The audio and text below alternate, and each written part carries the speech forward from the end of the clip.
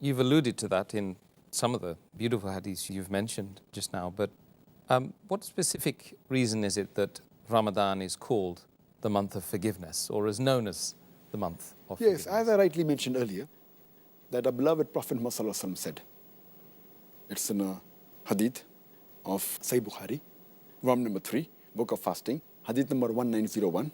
Our beloved Prophet Muhammad said that if anyone fasts in the month of Ramadan with the proper intention, with faith, and asking for reward of Allah subhanahu wa ta'ala, He will forgive all your past sins.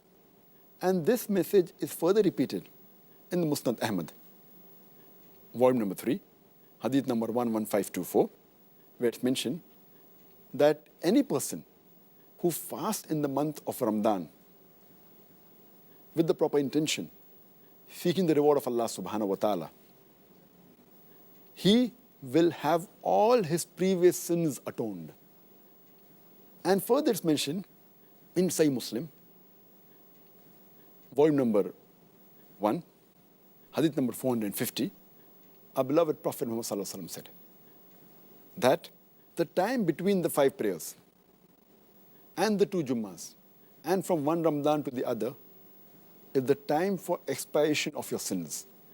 This is the time where you can have all your sins forgiven.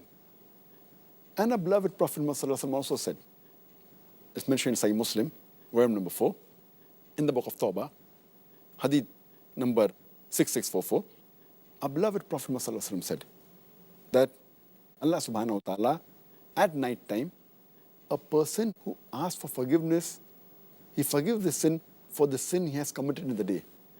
And Allah subhanahu wa ta'ala, in the daytime, He forgives the sin for a person who asks for forgiveness for the sin he has committed at night.